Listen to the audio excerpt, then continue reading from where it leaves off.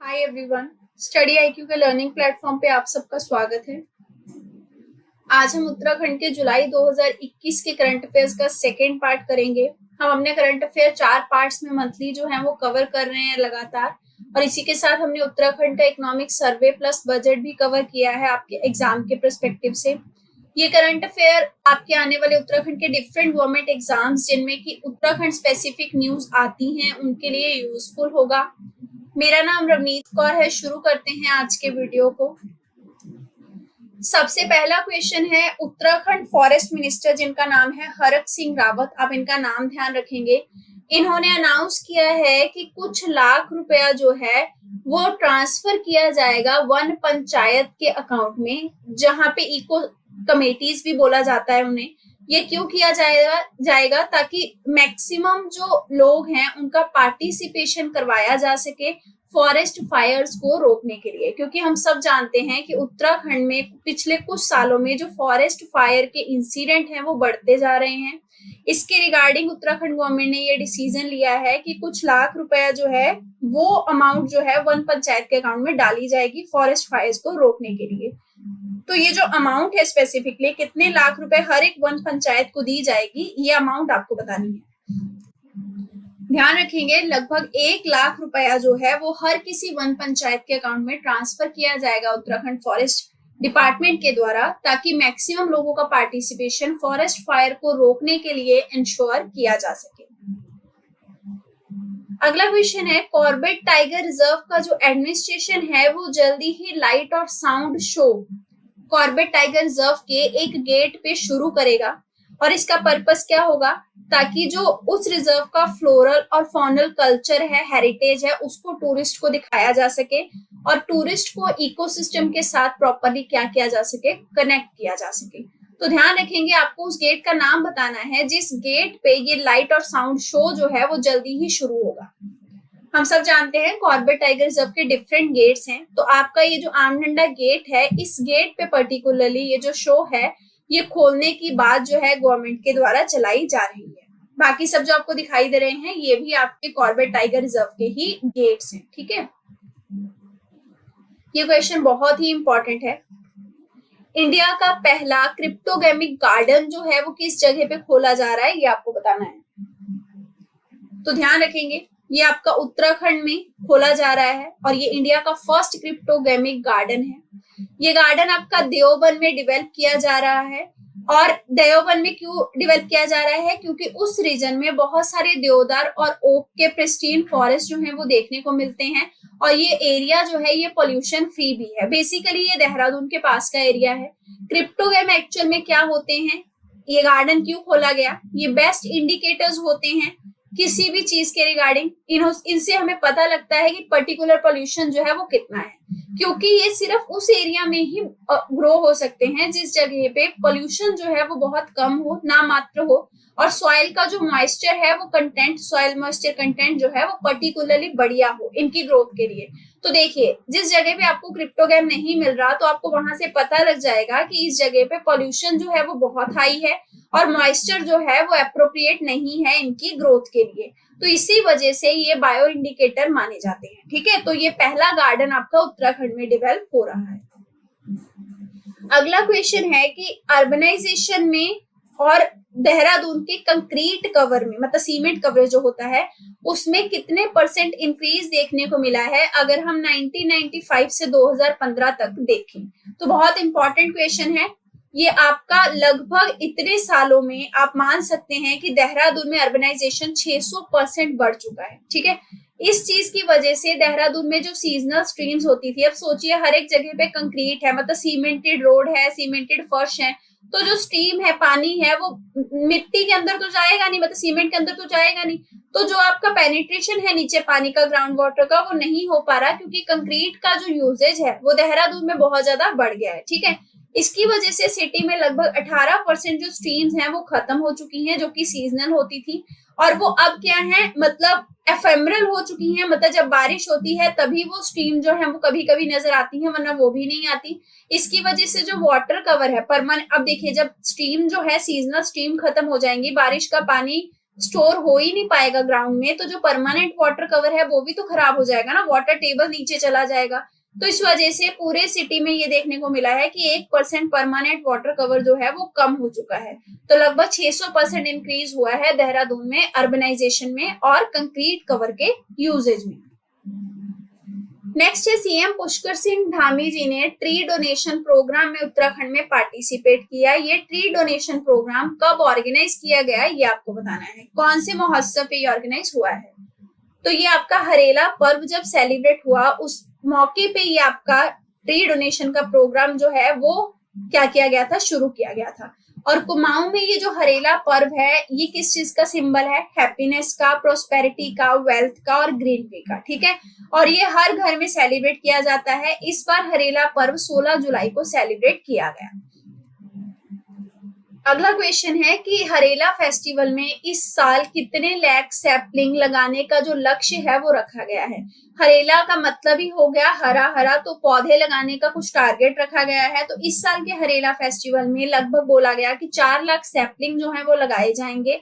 सबसे इंपॉर्टेंट चीज, ये जो सैपलिंग्स हैं, पौधे हैं, ये हरिद्वार की नर्सरी में प्रिपेयर किए जाएंगे, ठीक है।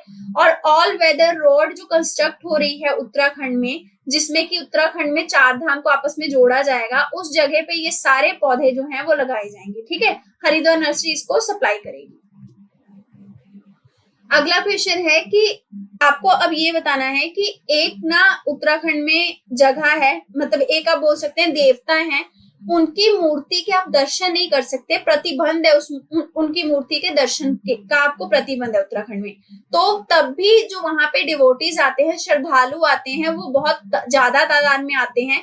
तो बैन होने के बावजूद जो पुजारी हैं वो भी उनके दर्शन नहीं कर सकते और जो भक्त हैं, श्रद्धालु हैं, वो भी उनके दर्शन नहीं कर सकते। तब इस सब के बावजूद भी उस जगह पे बहुत लोग आते हैं दर्शन पाने के लिए, मतलब आप बोल सकते हो माथा टेकने के लिए। तो ये जो देवता है इनका आपको नाम बताना है। तो उत्तराखंड में यही ऐसे देवता हैं जिनके आप दर्शन नहीं कर सकते अगर हम मंदिर में विजिट भी कर रहे हैं। तो ध्यान रखेंगे, इनका नाम है पोखू, ठीक है। सबसे इंपॉर्टेंट चीज आपको ध्यान रखनी है कि इन देवता की जो पूजा है वो चाकों से, दराती से हर साल गांव के एरिया में की जाती है। ये बोला जाता है कि इनका जो मुंह है वो एबाइस में है, उनका जो अपर पार्ट है इनकी जो वेस्ट का, कमर का, वो धरती पे है, ठीक है। और स्टमक भी इनका धरती पे है। इसकी वजह से इनकी जो बोली जाती है कि मूर्ति है कि वो इन्वर्टेड है और नेकेड भी है। इस कारण से मतलब बहुत रूड माना जाता है कि आप इनको इस अवस्था में नहीं देख सकते, जिसकी वजह से सारे डिवोटीज को, इवन जो पुजारी होते हैं उनको भी मनाही है कि वो इनके दर्शन नहीं कर सकते। तो हर कोई जो इनके दर्शन करता है वो केवल इनकी बैक से, इनकी पीठ से इनके दर्शन कर सकता है, आप इनको फ्रंट से इनके दर्शन नहीं कर सकते। तो इनका नाम है पोखू, ध्यान रखेंगे आप, ये न्यूज में थे, ठीक है। नेक्स्ट क्वेश्चन है, ये जो एशियंट टेम्पल है जहां पे ये पोखू देवता के बारे में हमने बात करी, ये टेम्पल एक्चुअल में नटवार विलेज पे लोकेटेड है। अब आपको बताना है कौन सी रिवर के बैंक पे ये मतलब आपका जो मंदिर है ये लोकेटेड है। ये बहुत ही प्राचीन मंदिर है, इसकी बहुत ज्यादा मान्यता है। तभी आप समझ सकते हैं कि बिना दर्शन के भी लोग यहाँ पे बहुत ज्यादा आते हैं, क्योंकि बहुत श्रद्धा है उनकी। तो ये आपका एक्चुअल में लोकेटेड है कहाँ पे, टॉन्स रिवर के किनारे पे। टॉन्स आपकी जो है वो यमुना की ट्रिब्यूटरी है, ठीक है। तो टॉन्स रिवर के किनारे पोखू डेटी का टेम्पल है जहां पे बहुत भारी मात्रा में जो है वो लोग आते हैं। अगला क्वेश्चन कैंपटी फॉल के बारे में है। कैंपटी फॉल न्यूज में था, ये कौन से डिस्ट्रिक्ट में लोकेटेड है ये आपको बताना है। ये न्यूज में क्यों था, क्योंकि इस जगह पे हैवी रेन हुआ था और वाटर लॉगिंग की समस्या भी आई थी। तो ये आपका जो फॉल है बहुत इजी क्वेश्चन है, ये आपका टेहरी में लोकेटेड है और बारिश की वजह से यहाँ वाटर लॉगिंग की समस्या आई थी, इसलिए ये फॉल न्यूज में था।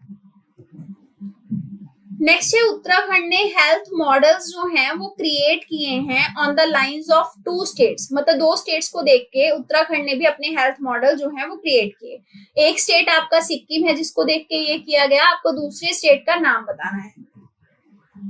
तो ध्यान रखेंगे, सिक्किम और केरला को देखते हुए ही उत्तराखंड गवर्नमेंट ने हेल्थ मॉडल्स जो हैं वो क्रिएट किए। नेक्स्ट क्वेश्चन भी बहुत ज्यादा इंपॉर्टेंट है। इन 4 ऑप्शंस में से आपको बताना है कि किनको सीएम के यानी कि चीफ मिनिस्टर के एडिशनल प्रिंसिपल सेक्रेटरी के तौर पे अपॉइंट किया गया है। ये आईपीएस थे, ठीक है। इनका नाम क्या है, अभिनव कुमार। तो अभिनव कुमार जी अभी उत्तराखंड में एडिशनल प्रिंसिपल सेक्रेटरी के तौर पे अपॉइंट हो गए हैं सीएम के। कमेंट सेक्शन में आपको उत्तराखंड के चीफ सेक्रेटरी का नाम बताना है। ये हमने अपने पुराने वीडियो में कवर किया था, इनका भी अभी अभी अपॉइंटमेंट किया गया है। Next question very very important, ठीक है। पहला जो ब्रह्म कमल है वो ब्रह्म वाटिका में लगाया जाएगा। ये जो ब्रह्म वाटिका है ये किस जगह पे सेटअप की गई है ये आपको बताना है। ये पहला ब्रह्म कमल इसी जगह पे लगाया जाएगा।